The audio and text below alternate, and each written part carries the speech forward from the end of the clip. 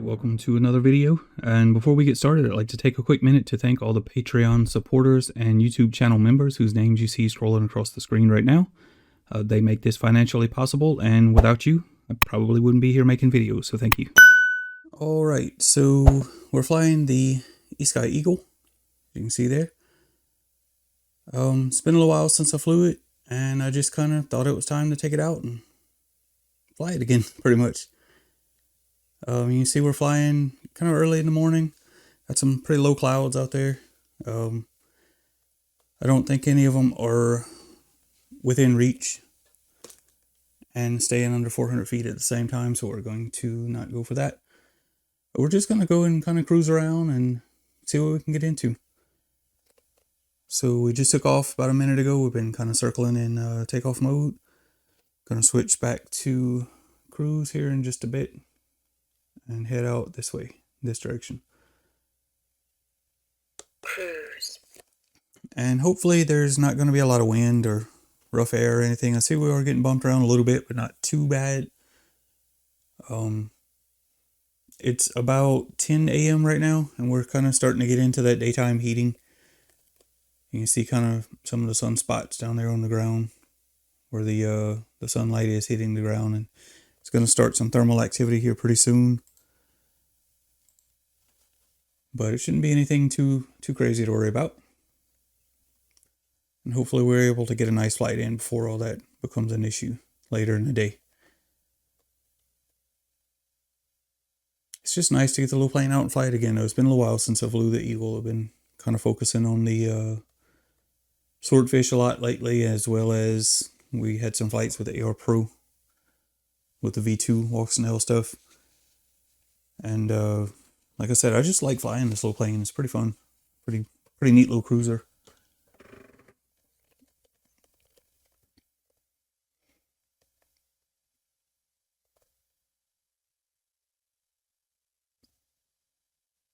You see the cows down here. They're kind of hanging out closer to the sheds.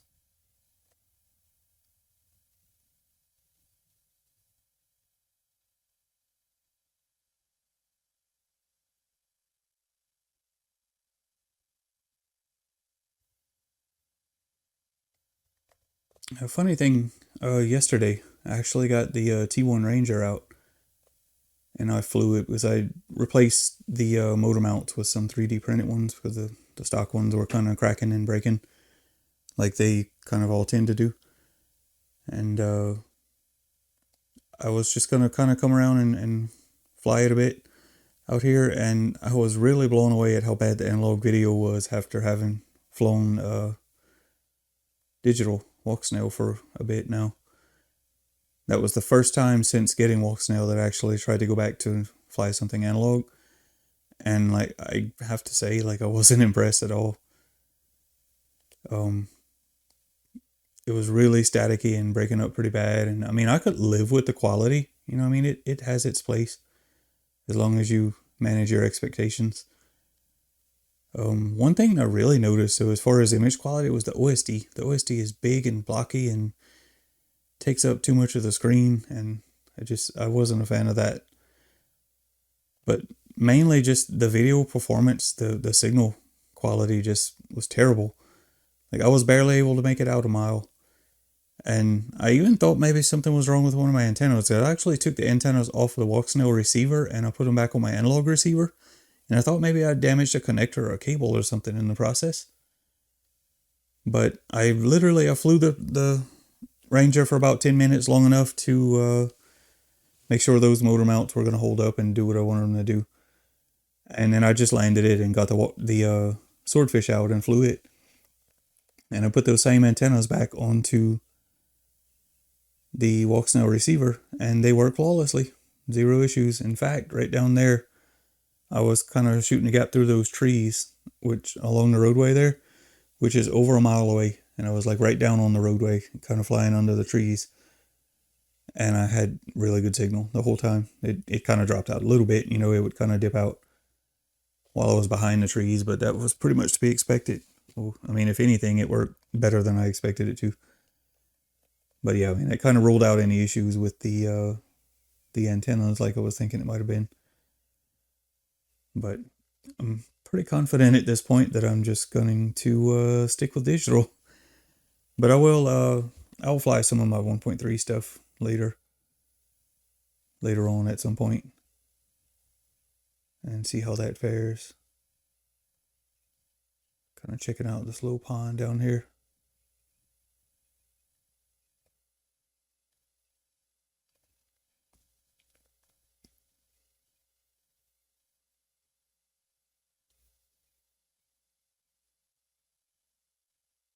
I'm surprised there's still water standing out here, as dry as it's been. It hasn't rained in a couple of weeks now.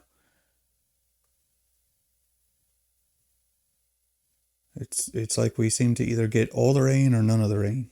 And yeah, we're getting into some rough air up here now. You can kind of feel it and see it.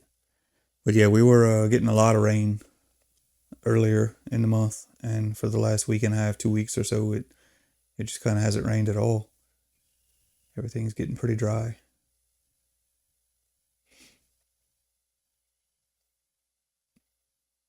Yeah, you can see this kind of rough air. It's actually getting pretty turbulent out here, which is kind of to be expected this time of day. I was hoping to get in the air earlier, but I had some stuff come up. I wasn't able to get out here and start as soon as I wanted. But I decided to go for it anyway. You see the wind speed on the OSD is only showing like 5.8 miles per hour. But it's just so rough, so turbulent. I think a lot of that is daytime heating and like the air lifting and rising. If you look out there, those clouds we were talking about, you can kind of see that they're kind of growing taller. It's usually an indication of like thermal lift. And it's pretty much what you should expect from out here at this time of the day. So I'm going to fly back to this little spot right down here where that's a deer stand right there, but right in this clearing back here, there should be an animal trap that we like to come and fly over. There it is. It's right back here. Actually going to get over this way. And now as I bank, you can kind of see down into it. It's right under the wingtip down there. This wind is getting pretty rough though. But yeah, right down underneath there, there's an animal trap. Right down there, you can kind of see it under the trees. It's just a round fence, basically. And that's usually how they set up hog traps. But there doesn't seem to be anything in there. I doubt they're even still baiting it at this point. Well, yeah, I guess we'll just kind of cruise around a little bit out here and probably end up cutting the flight a little bit short. Just because the wind is picking up and it's getting kind of rough, and it's usually not as fun to fly in the rough air like that. At least in my opinion. I mean, it's fine flying up high, but I don't like flying down low when the wind's gusty and turbulent like that, especially around the trees and all. So I'm kind of looking at that little gap coming up there. Fly by wire. And we might even still kind of dip down through it anyway. You just have to kind of be careful that we don't get kind of knocked around by some wind gusts. And there was actually some dead parts of the tree sticking up in there that was kind of making that less approachable once I got a little bit closer to see it. But yeah, I do like the low altitude stuff. I like cruising around. You can see more detail on the ground, and it's just kind of funner to me. But I don't like doing it when there's enough wind to kind of toss the plane around. Cruise. So we're just going to go back to cruise and I guess cruise. But yeah, as far as the Eagle, I haven't really changed anything since I flew it last, other than I changed the antenna mounting. I actually printed a little piece to glue into the canopy that holds the antennas at a 45-degree angle. You can kind of see they're laying more flat up there than they were before. It holds them at a 45-degree angle and just at a better angle. See if that improved the RF performance. Not that it was bad, but I noticed it seemed to be a little bit better on the Swordfish, using the same hardware and everything, except they were mounted at a fixed 45-degree angle. So when I originally put this in the Eagle, I was kind of in a hurry and I just kind of stabbed them in the foam and hot glued them in place. But I don't see any negative effect, which is a good thing. And we'll have to fly out more range and stuff, kind of push it a little bit more to see if it really helps out as far as any improvements. I'm kind of watching all these white birds out here, kind of chasing them around right now. And yeah, they're gonna kind of do that evasive thing they do. I've actually been chasing these birds quite a lot. Every time I fly the swordfish lately, I chase these birds around, and they seem to be kind of getting used to it. When they see the airplane in the area, they immediately start flocking around and kind of getting evasive. So we'll probably go ahead and leave them alone and fly back over this way. There's our shadow down there. Caught a glimpse of it just under the nose. If I roll to the side, I should be able to look down and see it. There we go. So yeah, we do have pretty clear sun now that's going to start causing a lot of thermal activity out here. I'm going to end up cutting that flight short. Or this flight short anyway. But I'm still happy just to get it out and fly and do a little bit of narrations. I have actually been flying the swordfish a little bit off and on, kind of fine-tuning some things. And I posted a video recently where I showed where I was able to get some improvement as far as the tracking on heading and navigation modes. But I had actually done a few flights before that didn't get posted because I was just kind of doing low short flights and tuning. But like I said, I was chasing those birds quite a bit. I flew with some turkey vultures at one point that were out thermaling kind of earlier in the day. I flew with those a bit, kind of played around. Wasn't able to really catch any thermal lift, but it was still fun to kind of fly around with those larger birds like that who are not intimidated by the swordfish at all. They just kind of tolerate it and don't really care that you're there. So that's always fun. And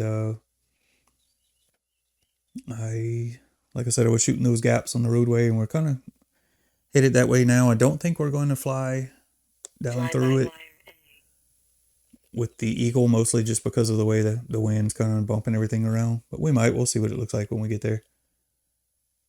But basically, I kind of come around this way, and there's one tree a little bit taller than the rest of them. You can see it just off the nose to the left there. We'll kind of swing around this tree, and that will put us on a course that we can kind of line up and dip down in this little corner on the right side of the roadway there. And you kind of see the gap straight ahead right now that I was talking about. So you start losing altitude, push the nose down, and hopefully we might even get into some calm air down in this little tucked away corner. You see video gets kind of sketchy right back there, and then it'll get a little sketchy again through the gap right through here, like so, but perfectly flyable. So yeah, the wind's still a little rough down here, but not as rough as it was higher up. But yeah, the video seems to be performing equally as well with the Eagle as it did with the swordfish. So I think angling those antennas at a fixed 45 degrees does kind of improve things a bit. I'd actually read some comments from someone, and I don't remember who it was, but it was in a forum post I was reading somewhere. And we're talking about running the diversity antennas like that. How if you run them at a shallower angle, an angle shallower than 45 degrees, that they'll tend to interfere with each other. And kind of laying them out on 45 degrees gets the polarization so that they sort of cancel each other a little bit, or they're in their nulls anyway. I don't know what, how much truth there is to that, but I just decided to try it anyway. And it seems to have improved things a little bit. Definitely didn't hurt anything, so I'll run with it. It's a little bit cleaner mount anyway, with the little printed piece that I stuck in the canopy. But, yeah, I guess there's not really a lot else to talk about unless something new comes up, which I haven't really seen a lot lately interesting as far as new stuff hitting the market that I kind of want to build or even really exciting enough to talk about. But I kind of do want to pick up another Walksnail transmitter to put into the T1 Ranger, because I really like that little plane. I like flying it. It has a lot of the same traits that I like from the Eagle and the Swordfish, these smaller planes. But even if I stick to analog, I'm going to have to do something to improve the video performance on it, because it really is terrible. Or it was yesterday anyway. But from what I remember, I was actually able to get some pretty good performance and range and everything with that little plane before, so I'm not sure what changed, or maybe it's just my expectations changed, having been flying digital. But before we completely write off analog, I'll have to fly some of my other long range stuff on 1.3 that has good, solid, clean video. And that's another thing I wanted to talk about too. When I flew that one, the Ranger, yesterday, I recorded on the PC on OBS like I always do. But if you remember, a few months back, around the same time I got into Walksnail, I had replaced the computer in my workshop that I record with. And that flight yesterday was the first time I've used it to record analog. And it should be pretty much the same setup as everything I was doing before with my old computer. But apparently I have a bad cable or something somewhere, because the recording in OBS was full of some type of, looked like interference, electric noise that wasn't present in my monitor that I fly with. So I need to get that addressed before I fly anything analog again that I want to record and have a good quality video from. I'll have to get that sorted out and fixed up. Figure out what the issue is and try to correct it. But Cruise. Other than that, there's really not a lot going on, other than maybe just kind of flying these planes some more and doing what they do best. I'm looking at this little clearing out here, which is a spot where they hunt. There's actually a deer stand. I'm not sure if we can see it. It's off in the corner under the tail right now. But there's a stand back there, and that's what this little kind of clearing is for. It's for the little food plot out there. But yeah, getting back to what I was saying, there is actually another change that I was going to mention that I kind of forgot about until just now when I looked over at my battery, kind of checking on things. I'm running the which is the 5,000 milliamp hour 4S1P, the 21700 pack from Zod, the same one that I've been using recently in the Swordfish. I'm using it on the Eagle 2 now, or the Eagle as well. So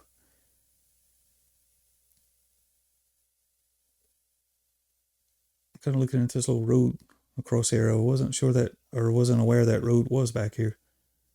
And I see there's a spot that they didn't plant back here too, which I'm kind of curious about. Wondering what's up with that. But maybe it was too wet or something when they planted. I don't know. This spot is pretty low back here. But yeah, we're getting to a point where we're kind of flying off the side of the antennas now. I see the bit rate starting to drop. Because my antennas are actually faced out there where we were flying before. So I guess we're going to head back and land now and call it quits. You see the corn is looking pretty healthy out here too. Well, the corn is pretty tall. They'll be cutting it before we know it. It'll have to dry out and everything first, obviously, but it'll be there pretty quick. Be ready. So yeah, I guess we're going to go back to fly-by-wire and start losing some altitude and get set up for our landing. We're going to land from this direction. Either way we land on the runway is going to be a crosswind, so I'm not too concerned about that. But we'll just kind of come around and swing around this way. We're coming in behind the antennas right now, but that's fine. As long as we're close to the receiver, it seems to tolerate that pretty good. And yeah, I guess any suggestions on what you might like to see next, let me know. And if I can accommodate you, I will. Or if nothing else, maybe you'll give me some ideas on what to get into next. We're getting kind of in that stage where things are getting boring. Manual. Everything's working too good. Confirmed. Except my analog video, and I really don't have much faith in analog anymore since flying digital. But anyway, I guess that's today's flight. Hopefully it's enjoyable. And if not, let me know what to improve on. I'll try to improve. Or like I said, any ideas or whatever, I'd like to hear them. I'm kind of noticing the wind is kind of blowing those limbs in the oak tree, and I see the grass over there. The tall grass along the end of the runway is kind of whipping in the breeze. So yeah, the wind is starting to pick up. So I guess if I'm going to do these morning flights, I'll have to start earlier. But that's it for today. Rambled on long enough, so we're going to end it now, and I will see you all in the next one. Thanks for watching.